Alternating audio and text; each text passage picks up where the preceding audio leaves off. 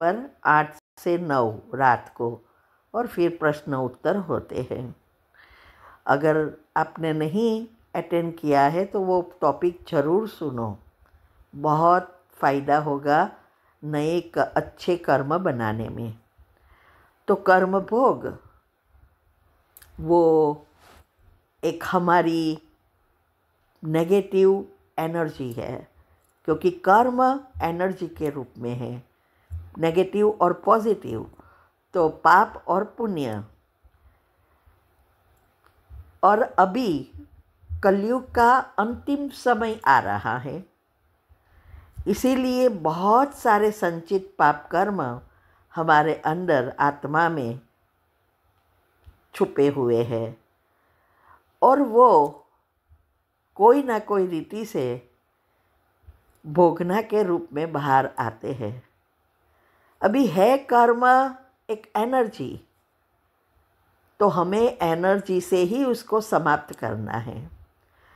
लेकिन क्या होता है, अभी जो हमारे अंदर और जागृत मन में जो सॉफ्टवेयर बना है, मान्यताएं बनी हैं, जो कर्म संग्रह है, वो सब नेगेटिव है।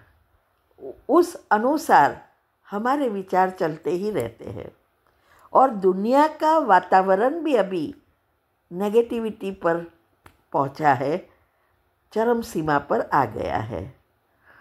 तो जब भी हमारे जीवन में कोई कर्म की भोगना आती है, तो हमारा मन वही बातों का चिंतन करेगा,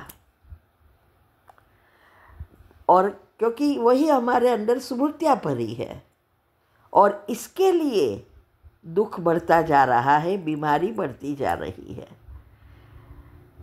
हमारो नेगेटिव देखना, नेगेटिव सोचना सब नेचुरल हो गया है। तो ये कर्म भोग का अगर हम वर्णन करते रहे, माना बार बार सोचते रहते हैं, तो वही नेगेटिव एनर्जी पाप कर्म हम हमारे सूक्ष्म शरीर से खींचकर बाहर लाते हैं, और वो इकट्ठे होकर धीरे धीरे वो कड़े कर्म बनते जाते हैं। उसमें से निकलना फिर इम्पॉसिबल जैसा हो जाता है। इसीलिए आज दुनिया में ना करने का कर रहे हैं।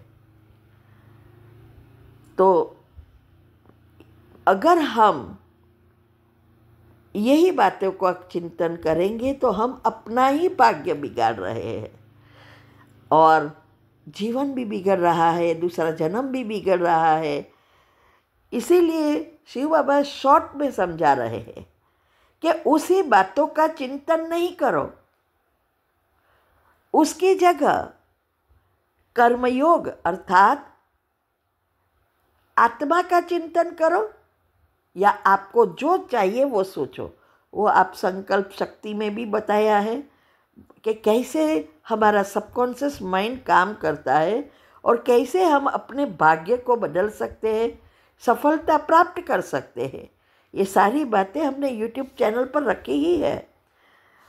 तो जब हम पॉजिटिव सोचेंगे तो हमारे सूक्ष्म शरीर से पुण्य कर्म खींचेंगे, पॉजिटिव एनर्जी बाहर आएगी, और हम ब्रह्मांड से जुड़ जाते हैं, तो ब्रह्मांड से भी पॉजिटिव एनर्जी खींच के आएगी।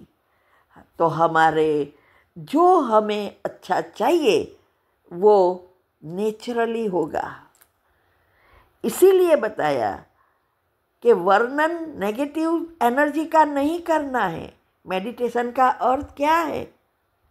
जो हो रहा है वो नहीं सोचना है, उसके सामने जो चाहिए उसका सबकॉन्शियस माइंड के नियम अनुसार पॉजिटिव बनाकर वही सोचना है जो हमें बनना है या जो हमें चाहिए। तो सबकॉन्शियस माइंड का नियम और लॉ ऑफ अट्रैक्शन ये दोनों काम करता है। इसीलिए सिंपल भाषा में बताया कि जो हो रहा है उसका नहीं सोचो, जो और जो चाहिए वही सोचो। हम उल्टा कर रहे हैं। देखो, ये कैसेट होती है ना, वो कैसेट में हर एक सॉन्ग शब्द बाय शब्द एक लेयर जैसी प्रिंट होते हैं और वो लाइन बाय लाइन बजता रहता है। अभी अगर हमें कोई गीत या कोई लेक्चर बहुत पसंद आया तो हम क्या करेंगे? उसको बार बार रिवाइंड करेंगे और उसको समझने का प्रयत्न करेंगे, क्योंकि हमें वो अच्छा लगता है। और जो बोरिंग है, अच्छा नहीं लगता सुनने का, उसको क्या करेंगे? फॉरवर्ड। क्यों? क्योंकि हमें अच्छा नहीं लगता है। ऐसे ही इस कर्म की गति में है, लेकिन हम उल्टा कर रहे हैं। ये कैसेट जो है कर्म की, वो बन गई है, वो लाइन बाय लाइन फिरती रहती है, गाना बजता रहता है।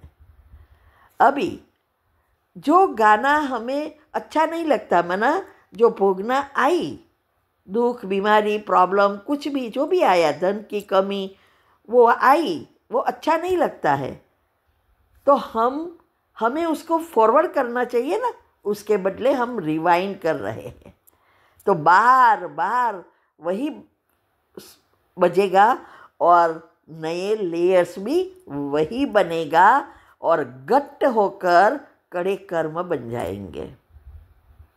तो हमें उसको रिवाइंड करना है, उसकी जगह फॉरवर्ड करते हैं।